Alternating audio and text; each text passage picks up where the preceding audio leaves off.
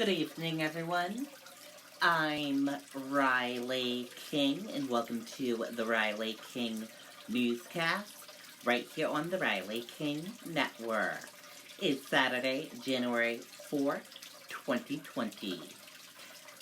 Let's begin. First up, 2 employees charged in altercation caught on video outside Manchester bar. Let's take a listen to that video from WMUR News 9.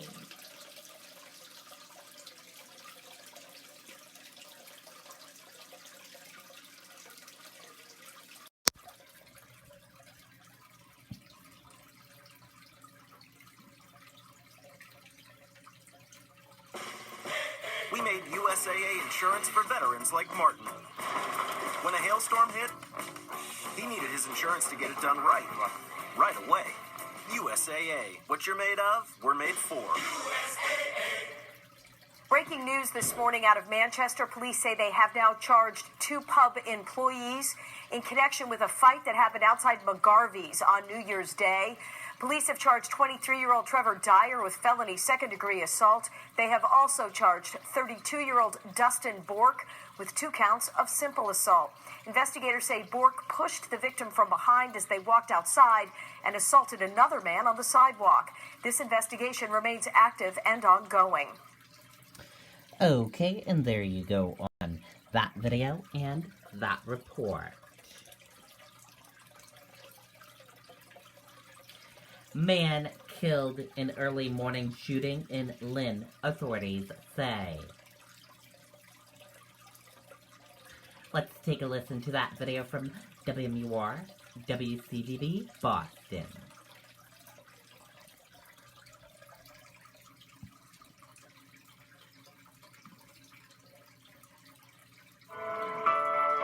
Having a primary care provider means having an advocate for preventative care and an ally in your lifelong health journey. Learn more at onehealthyboston.com. Your wellness, our experts. We do have more right now on this situation going on in Lynn this morning. We have been following this since early this morning. Police responding to a call just before 5:30 on Howard Avenue. Officers found one person shot a block away on Landers Street. That person was transported to the hospital. We are told it is a very active scene there. No suspect has been identified at this point in time. We will continue to bring you more information as we get it. Okay, and there you go on that video and that report. 2 people dead in Augusta car crash. 2 people died when their car crashed and rolled over early Saturday morning in Augusta, according to police. Officials identified the victim as Lisa Pelletier, 46, and David Smith, 52, who are both from Windsor. Police said both were pronounced dead on scene of North Belfast Avenue in Augusta. This crash is believed to have involved only one vehicle. The Maine State Police Department is investigating with the Augusta Police Department.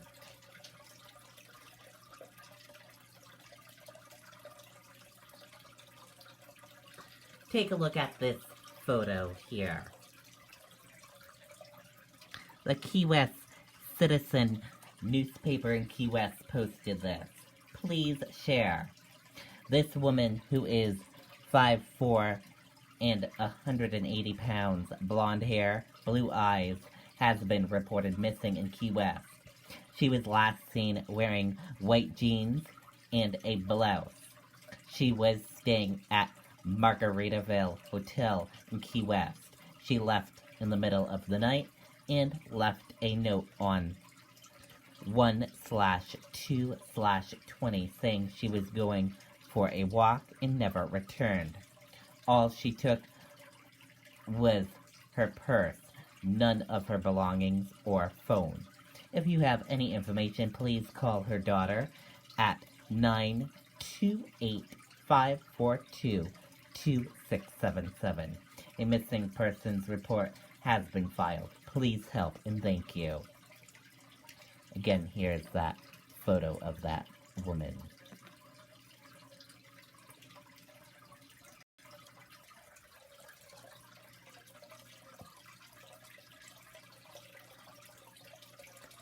NYPD on alert in wake of airstrike that killed Irani general. Let's take a listen to that video from ABC7 and why.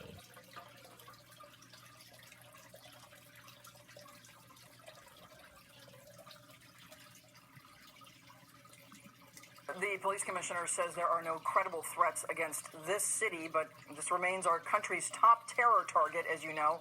They are planning to put extra security at high-risk locations. Landmarks. Eyewitness News reporter Marcus Solis is live in Times Square with more on this this morning. Good morning, Marcus.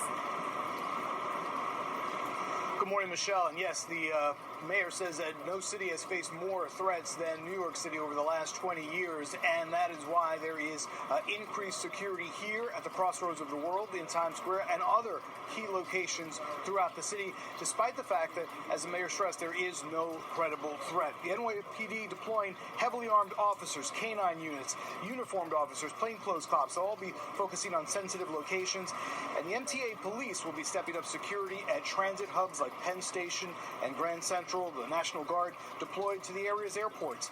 Mayor de Blasio saying the U.S. and Iran are in a de facto state of war, which raises the stakes. We have to recognize that this creates a whole series of dangerous possibilities for our city. I'm not saying this to be alarmist. I'm not saying this because I assume any outcome. I'm saying this because New Yorkers deserve to know. And the NYPD reminding New Yorkers to remain vigilant, reminding them of the old adage, if you see something, say something. Okay, and there you go on that video and that report.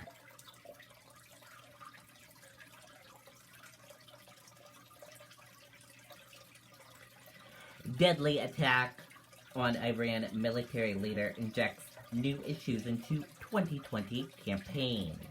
Let's take a listen to that video from ABC News.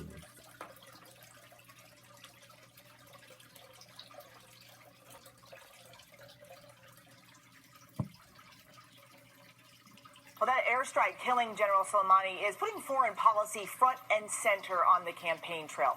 Democratic presidential candidates responding with some similarities and some stark differences.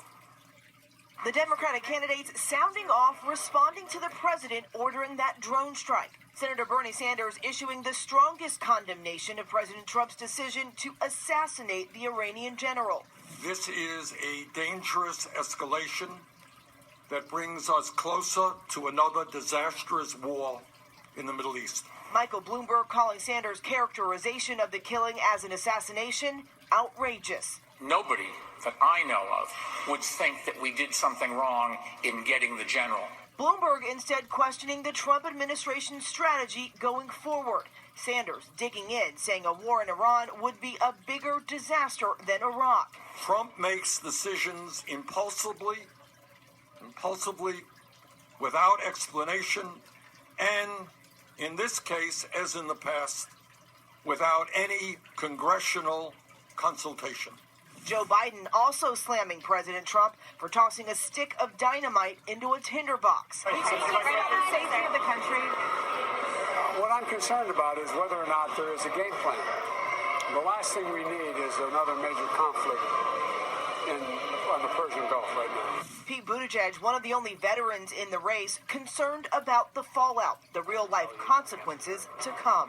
The reality is that we have seen time and time again how taking out a bad guy is not a good decision unless there's a plan on what to do next. And we have seen very little evidence of the kind of consultations that would be necessary to reassure certainly me.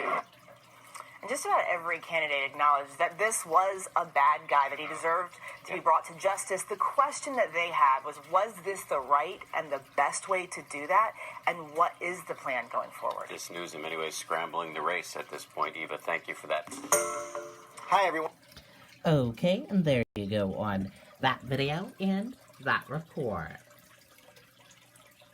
And that does it for this evening edition of the Riley King Newscast, right here on the Riley King Network. I hope you all have a great rest of your evening, and I'll see you back here tomorrow for another newscast. And I'll have a news report coming up in a little bit. Good night and bye, everyone.